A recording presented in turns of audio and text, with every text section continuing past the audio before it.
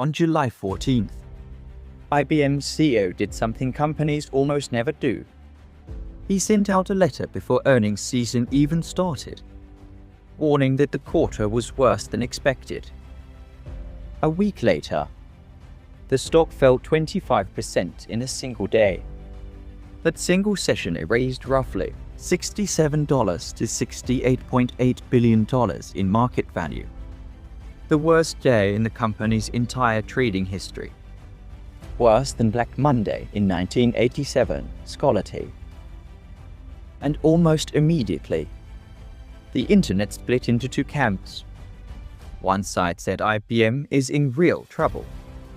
The AI trade is turning on old guard tech. Get out now. The other side said this is a buying opportunity. One bad quarter doesn't erase 100 years of a company.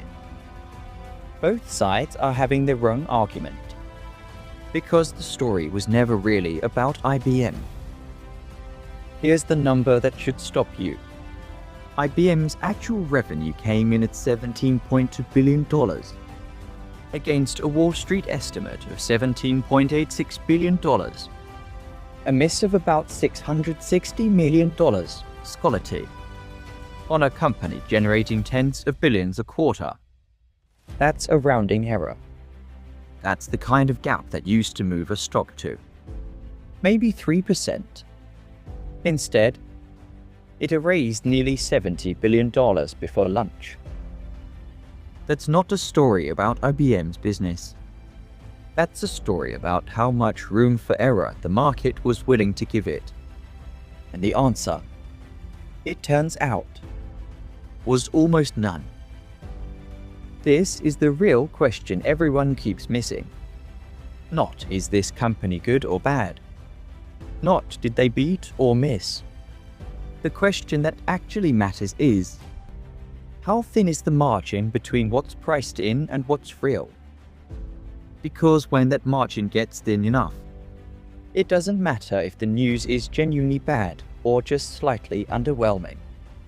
The reaction is the same either way, and it's violent.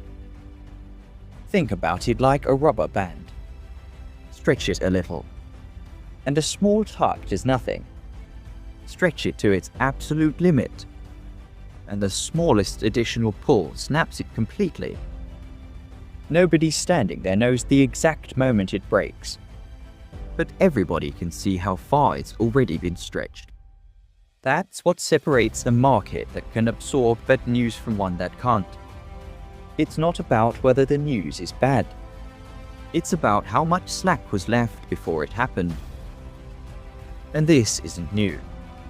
Just months earlier, Microsoft lost $357 billion in market value in a single day after an earnings report that some investors found merely disappointing, not disastrous. Its sharpest one-day drop since the pandemic crash of 2020, opening parenthesis investing.com. Around the same time, Accenture fell as much as 20% in a single session, its worst recorded single-day decline, despite actually beating earnings per share estimates, because the market fixated on a narrow growth outlook instead. See NBC. Different companies, different sectors, same underlying pattern. The punishment for disappointing has stopped scaling with the size of the disappointment. That only happens in one kind of market, one where the price already assumes everything goes right. Here's what most people get backwards. They think the danger sign is bad news. It isn't. Bad news happens in every market, every earnings season, every year of history.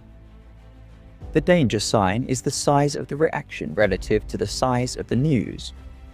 When a rounding error miswipes out tens of billions, that's not the company failing. That's the market telling you exactly how little room it left itself. You're not watching a company get punished. You're watching the market's own fragility get exposed, one earnings call at a time. And once you see it this way, You can't unsee it. You stop asking, will this stock beat or miss next quarter? Which is basically a coin flip nobody can predict. You start asking a completely different question. How much bad news is already required to be priced out for this to keep climbing? And how little is required to send it falling? That's the real signal, not the headline. The gap between the headline and the reaction. So let's go back to where we started. Two camps arguing about whether IBM is doomed or undervalued. Neither one is asking the actual question. The question was never about IBM specifically. It's about how many other companies right now are being priced the exact same way, stretched to a point where a rounding error becomes a historic crash. Because if IBM isn't unique, if it's actually just the first domino anyone happened to notice, then this isn't a story about one company's bad quarter. It's a warning about how the entire market has been pricing risk lately. And warnings like that rarely stay contained to just one name. Nobody can tell you exactly when or where the next one shows up. Anyone who claims they can is guessing and hoping you don't notice. But you don't need to predict the exact moment. You just need to know what to watch for. Which is exactly why I make videos like this instead of chasing whatever headline is trending that day. If you want to keep tracking the mechanics underneath the noise instead of reacting to it after the fact, hit subscribe. Because the real risk was never the bad news itself. It's finding out the hard way exactly how little room was left before it hit.